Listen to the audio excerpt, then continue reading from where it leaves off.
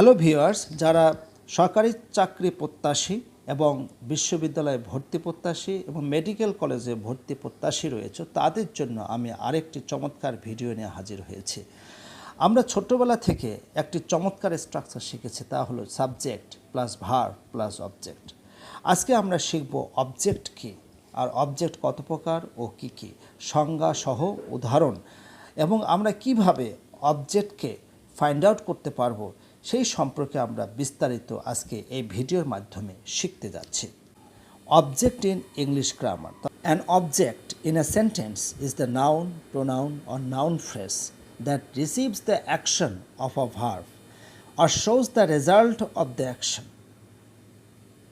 তাহলে অবজেক্ট হচ্ছে বাক্যের মধ্যে যেটি ব্যবহার হয়, এটা নাউন হতে পারে, প্রোনাউন হতে পারে, অথবা নাউন ফ্রেজ অর্থাৎ কয়েকটি শব্দ নিয়ে যে ফ্রেজ গঠিত হয় এটা হতে পারে, আর এটা একটা ভার্বের অ্যাকশনকে গ্রহণ করে। Objects are generally classified into two types. Object সাধারণত দুই ভাগে বিভক্ত। প্রথমটি হলো ডিরেক্ট অবজেক্ট এবং পরেরটি হলো ইনডিরেক্ট অবজেক্ট। আমরা এখন শিখব যে ডিরেক্ট অবজেক্ট কী এবং ডিরেক্ট অবজেক্ট আমরা কিভাবে আইডেন্টিফাই করতে পারবো। এ direct object is the noun or pronoun that directly receives the action of the verb. It answers the question what or whom after an action verb. Direct object হলো noun অথবা pronoun যেটি সরাসরি ভার্বের অ্যাকশনকে গ্রহণ করে, অর্থাৎ সরাসরি যেটি যে অবজেক্টটি কাজ করে এটি হচ্ছে ডিরেক্ট অবজেক্ট। আর যদি আমরা প্রশ্ন করি হোয়াট দিয়ে বা কী দিয়ে যদি প্রশ্ন করি, হোম যদি কাকে দিয়ে প্রশ্ন করি, তাহলে কিন্তু আমরা ডিরেক্ট অবজেক্ট পাবো। যেমন examples of direct object, she kicked the ball, সে বলটিতে লাথি মেরেছিল। যদি প্রশ্ন করা হয় সে কিসে লাথি মেরেছিল, অর্থাৎ যদি হোয়াট দিয়ে প্রশ্ন করি তাহলে উত্তর পাওয়া যাবে বল। কাজে বলটি হচ্ছে একটা direct object. He read the book, সে বইটি পড়েছিল। সে কি পড়েছিল, উত্তর হবে বুক। তাহলে আমরা যদি কি দিয়ে প্রশ্ন করি, কাকে দিয়ে প্রশ্ন করি, যে উত্তর পাবো এই উত্তরটাই হলো ডিরেক্ট অবজেক্ট। দুই নম্বর অবজেক্টটি হলো ইনডিরেক্ট অবজেক্ট। আমরা প্রথমে পড়ে নিই what is indirect object. An indirect object is the noun or pronoun that receives the direct object.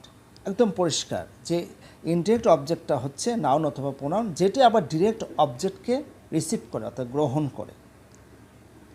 It answers the question to whom, for whom the action of the verb is done. অর্থাৎ যদি আমরা কাকে বা কার জন্য এভাবে যদি আমরা প্রশ্ন করি, যে প্রশ্ন উত্তর পাবো সেটি হবে ইনডিরেক্ট অবজেক্ট।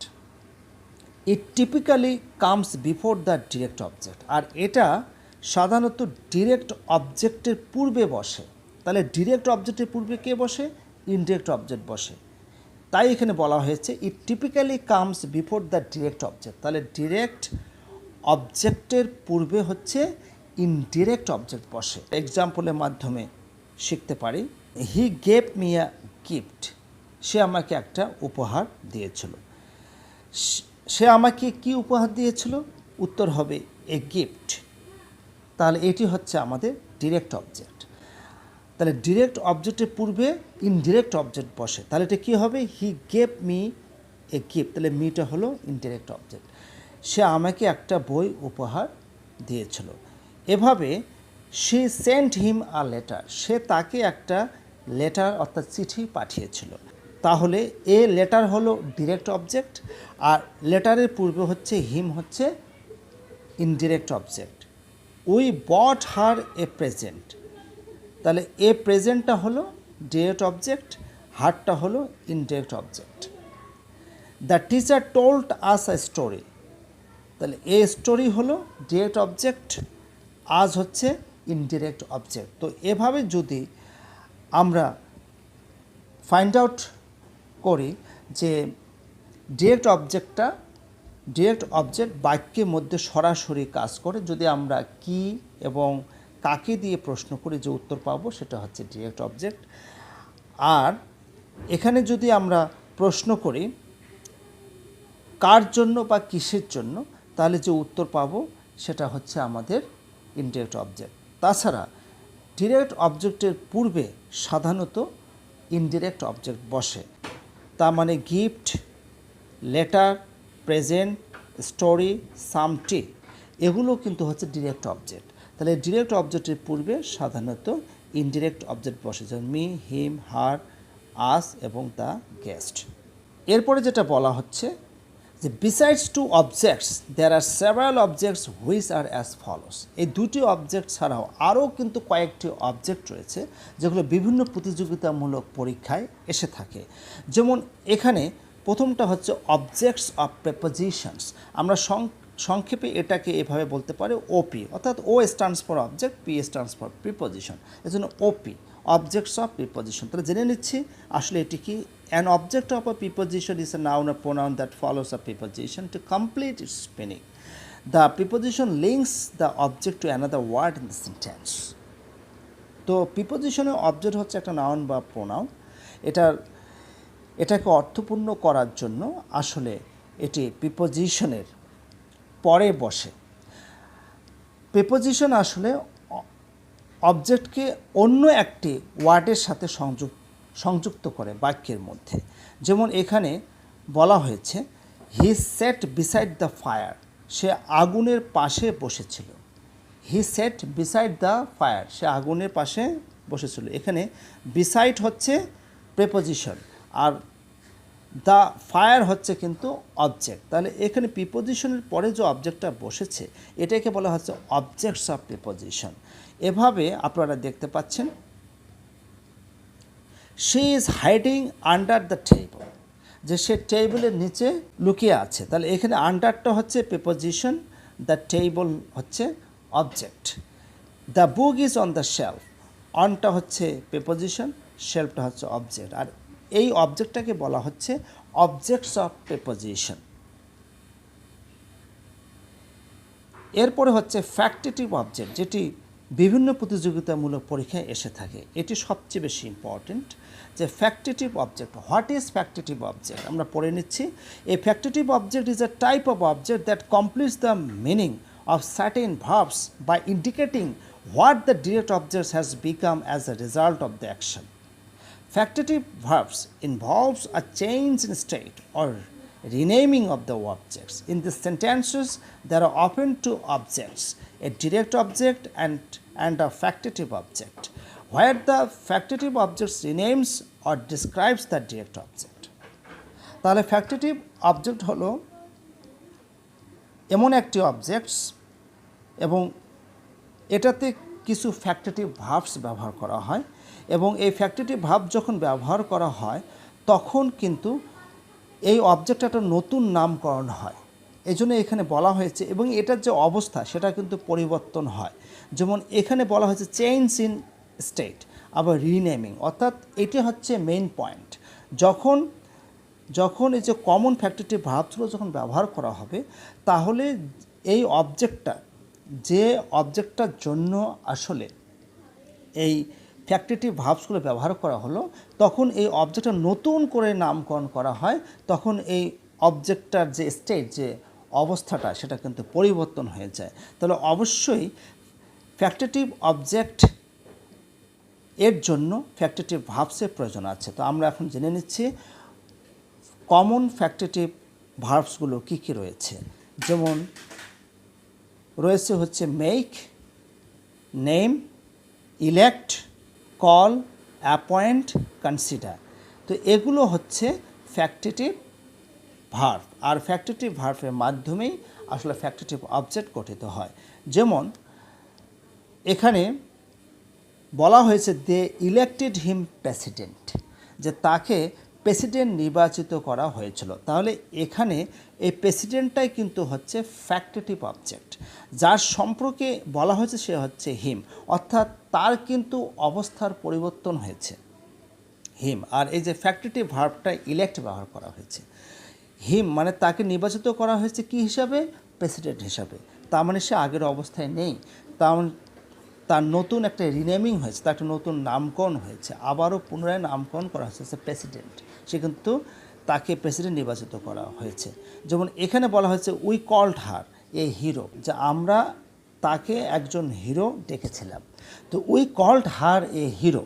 তো এখানে এই কলটা কিন্তু হচ্ছে ফ্যাক্টরেটিভ ভার্ব, আর এই হিরোটা অবশ্যই কিন্তু ফ্যাক্টরেটিভ অবজেক্ট, কারণ এখানে যার সম্পর্কে বলা হয়েছে তার কিন্তু অবস্থার পরিবর্তন হয়েছে, তার পুনরায় নতুন করে একটা নামকরণ করা হয়েছে, তা হচ্ছে হিরো, মানে আমরা তাকে হিরো হিসাবে সম্বোধন করেছিলাম।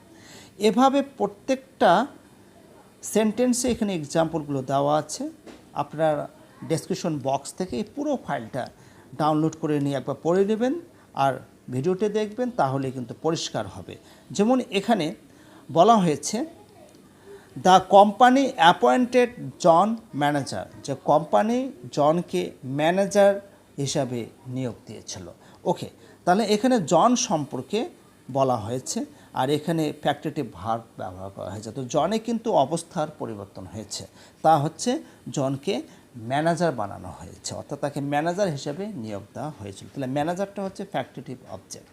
তাহলে অবশ্যই আপনারা বুঝতে পেরেছেন যে ফ্যাক্টরেটিভ অবজেক্ট সহজে চিহ্নিত করার উপায় হচ্ছে অবশ্যই আমাদের ফ্যাক্টরেটিভ ভার্বগুলো থাকবে, যে make, name, elect, call, appoint, consider, এবং এটার পরে কিন্তু ডিরেক্ট অবজেক্ট থাকে। আমরা কিন্তু শুরুতে সংজ্ঞাতে বলেছি যে there are often two object, a direct object and a factitive object, অর্থাৎ একটা ডিরেক্ট অবজেক্ট থাকবে, আর ডিরেক্ট অবজেক্ট থাকলে অবশ্যই সেখানে কিন্তু ফ্যাক্টরেটিভ অবজেক্ট থাকবে, আর অবশ্যই ফ্যাক্টরেটিভ ভার্ব থাকবে। এরপরে হচ্ছে কগনেট অবজেক্ট, এটাও খুবই গুরুত্বপূর্ণ একটা object. What is cognate object আমরা প্রথমে পড়ে নিই। A cognate object or cognate accusative in English grammar it's a noun that is typically related to the verb in meaning and derives from the same root. It serves as the direct object of the verb and usually repeats and reinforces the action of the verb itself. Cognate objects often occur with intransitive verbs that normally do not take a direct object.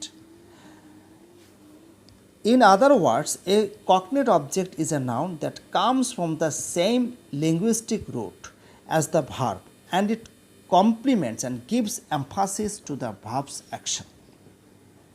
যদি আমরা পরিষ্কারভাবে খুব সহজে বলতে চাই, তা হলো যে কগনেট অবজেক্ট অবশ্যই ওই সেন্টেন্সটাতে থাকবে ইন্ট্রানজিটিভ ভার্ব, অর্থাৎ অসমাপিকা ক্রিয়া থাকবে। আরেকটি হচ্ছে এটাতে কোনো ডিরেক্ট অবজেক্ট থাকবে না। আর এখানে আরেকটি বিষয় হলো যে comes from the same linguistic root, অর্থাৎ একই রকম শব্দ ব্যবহার করা হবে, একই রকম শব্দ থেকে আরেকটি অবজেক্ট তৈরি করা হবে। ঠিক আছে, এটাকে বলা হচ্ছে কগনেট অবজেক্ট, যদি আমরা সহজে ফাইন্ড আউট করতে চাই। যেমন এখানে হি লাভড এ হার্টি লাভ, এই যে লাভড মানে সে হেসেছিল, এ লাভটের পরে কিন্তু এ হার্টি লাভ, আবারও কিন্তু লাভ, যে সে কিন্তু প্রাণ ভরে হেসেছিল, এইটাই কিন্তু এখানে বলা হচ্ছে। তো এই যে লাভড, এখানে বলা হচ্ছে যে একই ল্যাঙ্গুয়েজটিক ওয়ার্ড থেকে আমরা আরেকটি শব্দকে নিয়েছি লাভ, যে সে প্রাণ ভরে হেসেছিল। এভাবে she danced a beautiful dance, মানে সে একটা সুন্দর নাচা নেচেছিল।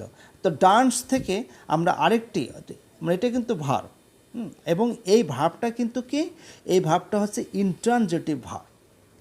এই ভার্বটা কি ইন্ট্রানজিটিভ, অর্থাৎ অসমাপিকা ক্রিয়া। এই ভার্বটা থেকে, অর্থাৎ একই ল্যাঙ্গুয়েজটি ওয়ার্ড থেকে কিন্তু আরেকটি অবজেক্ট তৈরি করা হয়েছে, তা হচ্ছে বিউটিফুল ডান্স, অর্থাৎ ডান্স।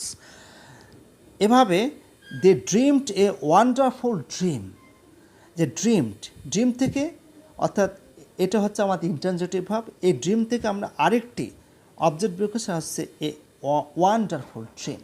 তো এভাবে যখন একই লিঙ্গুইস্টিক রুট থেকে, অর্থাৎ একই লিঙ্গুইস্টিক ওয়ার্ড থেকে যখন আরেকটি অবজেক্ট তৈরি করা হবে, এটাকে বলা হচ্ছে কগনেট অবজেক্ট। তো এখানে কমপক্ষে 20টি এক্সাম্পল দেওয়া আছে। তো আপনারা যদি ডেসক্রিপশন বক্স থেকে পুরো ফাইলটা ডাউনলোড করে একবার পড়ে নেন, আর যদি ভিডিওটি বারবার দেখেন অবশ্যই বুঝতে পারবেন। এরপরে হচ্ছে কম্পাউন্ড অবজেক্ট। তো হোয়াট ইজ কম্পাউন্ড অবজেক্ট?